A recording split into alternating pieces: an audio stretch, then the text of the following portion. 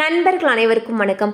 இன்னைக்கு நம்ம இந்த வீடியோல பேன் கார்டு வைத்திருப்பவர்களுக்கு மிக முக்கிய புதிய அறிவிப்பு ஒன்று வெளியாகிருக்கு. ஸோ அதை பத்தி தான் இப்போ நம்ம பார்க்க போறோம். இந்தியாவை பொறுத்தவரையில் வருமான வரி தாக்கல் செய்வதற்கு பேன் கார்டு என்பது மிக முக்கிய ஆவணமாக உள்ளது. இன்னும் பல இடங்களில் பேன் கார்டு தேவைப்படுகிறது. வங்கிகளில் KYC ஆவணமாகவும் பேன் கார்டு பயன்படுத்தப்பட்டு வருகிறது. இதனால் ஆதார் மற்றும் பேன் கார்டு இணைக்க வேண்டும் என்று மத்திய அரசு அறிவுறுத்தியுள்ளது. அதிக அளவிலான பண பரிவர்த்தனை நடைபெறும் பொழுது பேன் கார்டு கட்டாயமாக்கப்பட்டுள்ளது. எனவே ஒவ்வொருவரும் பேன் கார்டு வைத்திருப்பது அவசியம்.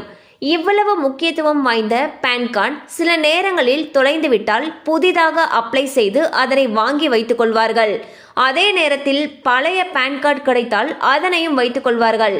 மேலும் சிலர் பேன் கார்டு விண்ணப்பித்து நீண்ட நாள் ஆகிவிட்டது என்று கூறி மீண்டும் அப்ளை செய்வார்கள்.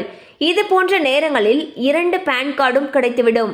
அவ்வாறு ஒரு நபர் 2 பேன் கார்டுகளை வைத்திருந்தால் வருமான வரித்துறை விதிகளின்படி அவருக்கு 10,000 ரூபாய் அபராதம் அல்லது குறைந்தபட்சம் 6 மாதங்கள் சிறை அல்லது 2ம் தண்டனையாக விதிக்கப்படலாம் என்று தெரிவிக்கப்பட்டுள்ளது. ஸோ பாத்தீங்கன்னா ஒரு நபர் 2 பேன் கார்டுகளை வச்சிருக்காங்க அப்படிங்கிற பட்சத்தில் வருமான வரித்துறை விதிகளின்படி அவருக்கு 10,000 ரூபாய் அபராதம் அல்லது குறைந்தது 6 மாதங்கள் சிறை தண்டனை அல்லது 2 தண்டனைகளையும் சேர்த்து வழங்குறதுக்கு வாய்ப்புகள் இருக்கிறதா சொல்லியிருக்காங்க.